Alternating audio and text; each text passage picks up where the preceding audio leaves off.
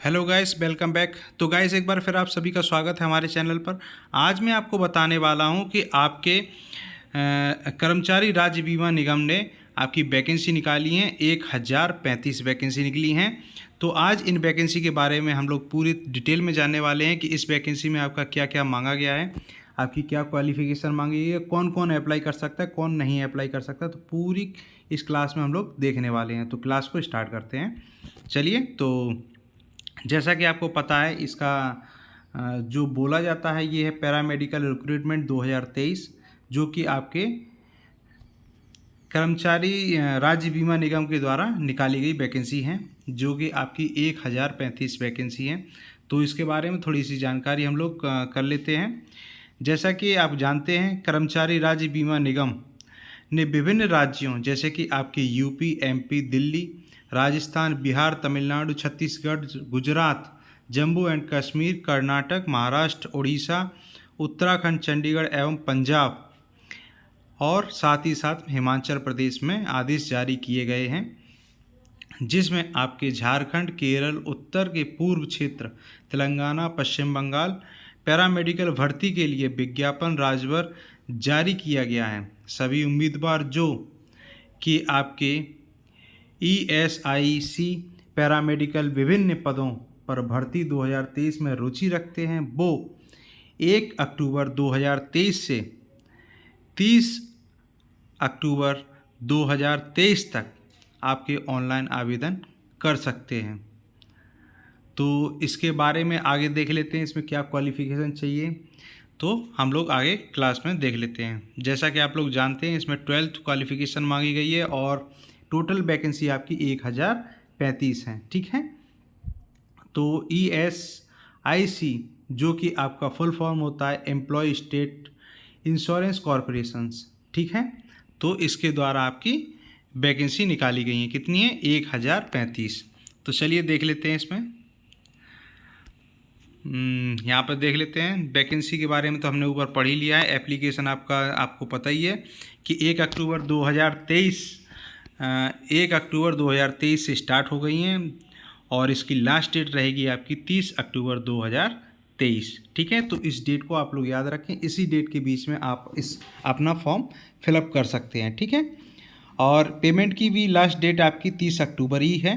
तो आप लोग पेमेंट 30 अक्टूबर से पहले कर दें, जिससे आपका फॉर्म कंप्लीट हो जाए। तो फीस की बात अगर हम लोग कर लें, यदि आप लोग जनरल OBC या EWS से आते हैं तो आपको 500 रुपये रजिस्ट्रेशन फ़ीस देनी पड़ेगी।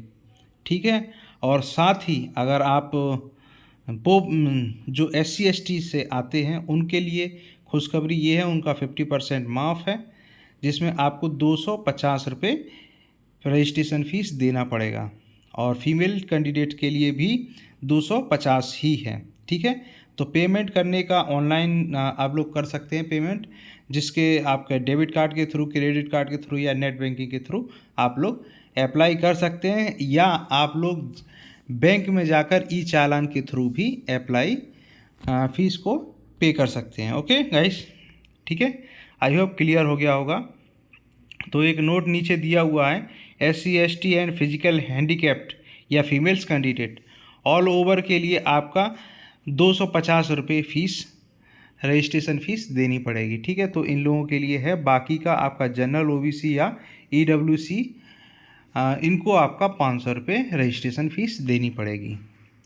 तो ठीक है। अच्छा, एज की अगर हम बात कर लें तो मिनिमम एज आपकी 18 साल मांगी गई है और मैक्सिमम एज आपके 25 से लेकर 37 साल तक आपकी मांगी गई है। वो पोस्ट वाइज है। कुछ पोस्टों में आपकी 25 साल से ज़्यादा भी मांगी गई है। तो पोस्ट वाइज हम लोग देख लेंगे। और जैसा कि स्टेट गवर्नमेंट आपको एज में जैसी छूट देती है, वो भी इसमें इंक्लूड की जाएगी। ठीक है। तो स्टेट गवर्नमेंट आपको कितना छूट देती है वो हर वर्ग के अलग अलग है। ठीक है। तो हाँ, अब मेन पॉइंट जो है ये है कि आपकी एज लिमिट काउंट कब से की जाएगी। तो ये की जाएगी आपकी 30 अक्टूबर 2023 से। ठीक है। जब आपका फॉर्म कंप्लीट हो जाएगा तब से आपकी एज काउंट की जाएगी। तो मतलब आप 30 अक्टूबर 2023 से आपकी एज काउंट की जाएगी। ठीक है। चलिए, वहीं पे वैकेंसी के बारे में तो हमने देख ही लिया, 1035 हैं। और इसमें क्वालिफ़िकेशन क्या मांगा गया है, तो क्वालिफ़िकेशन आपकी इंटर मांगी गई है, यानी कि 10+2 मांगा गया है, इंटरमीडिएट। और या आप डिप्लोमा होल्डर हैं या फिर सर्टिफिकेट है आपके पास या आप डिग्री होल्डर हैं तो आप लोग भी अप्लाई कर सकते हैं। तो नीचे पोस्ट दी गई हैं। तो उत्तर प्रदेश में आपकी 44 पोस्ट दी गई हैं उत्तर प्रदेश में, जैसा कि आप लोग देख सकते हैं। डेंटल मैकेनिक्स के लिए 2 वैकेंसी हैं, ईसीजी टेक्नीशियन के लिए 4 वैकेंसी हैं, जूनियर रेडियोग्राफर के लिए 14 वैकेंसी हैं। वहीं पे अगर हम जूनियर मेडिकल लेबोरेटरी टेक्निस्ट और जूनियर रेडियोग्राफर के लिए 14 वैकेंसी हैं, ईसीजी टेक्नीशियन के लिए 4 हैं, जूनियर मेडिकल लेबोरेटरी टेक्नीशियन के लिए 13 हैं, मेडिकल रिकॉर्ड असिस्टेंट के लिए 1 है, ओटी असिस्टेंट के लिए 5 हैं, रेडियोग्राफर के लिए 4 हैं, social guides and social worker के लिए 1 है। तो इसी तरीके से आपके बिहार में भी 64 वैकेंसी दी गई हैं और यहाँ पर आपका दिया हुआ है किस पोस्ट के लिए कितनी वैकेंसी हैं। तो आप लोग इस आर्टिकल के थ्रू यहाँ पर देख सकते हैं, यहाँ पर सर्च कर लेंगे आर्टिकल का, यहाँ पर ऊपर दिया है a2z fullstudy.blogspot.com पर यहाँ पर आकर आप लोग इस आर्टिकल को देख सकते हैं। इसमें पोस्ट वाइज दिया गया है। और वहीं दिल्ली एनसीआर की अगर बात कर लें तो यहाँ पर सबसे ज़्यादा दी गई हैं, वो है आपकी 275 वैकेंसी, ठीक है। और यहीं बात कर लें अगर मध्य प्रदेश की, तो मध्य प्रदेश में 13 वैकेंसी हैं और राजस्थान में आपकी 125 वैकेंसी हैं।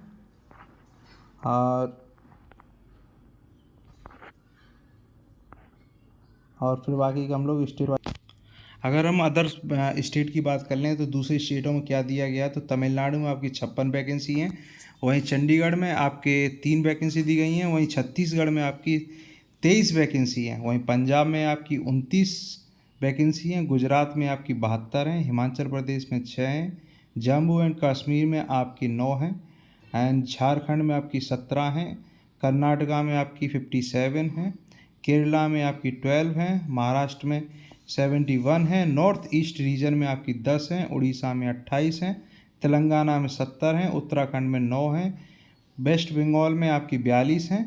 तो ये कुल टोटल स्टेट वाइज दी हुई थी। तो बाकी का आप लोग आर्टिकल के थ्रू देख सकते हैं। और अब आई थिंक आप लोगों को क्लियर हो गया होगा कुल टोटल कितनी वैकेंसी दी हैं। और आप आता है पॉइंट कि आप लोग अप्लाई कैसे करेंगे। तो अप्लाई करने का सिंपल तरीका हम बता दे रहे हैं। यहाँ पर ये क्लिक ऑनलाइन, अप्लाई ऑनलाइन दिखाई दे रहा है, यहाँ पर क्लिक हियर है। यहाँ पे जैसे ही आप इस तरीके से क्लिक करेंगे आप इसी ऑफिशियल वेबसाइट पर पहुँच जाएंगे और यहाँ पर आप लोग रजिस्ट्रेशन करके इस फॉर्म को पूरा फिलअप कर सकते हैं।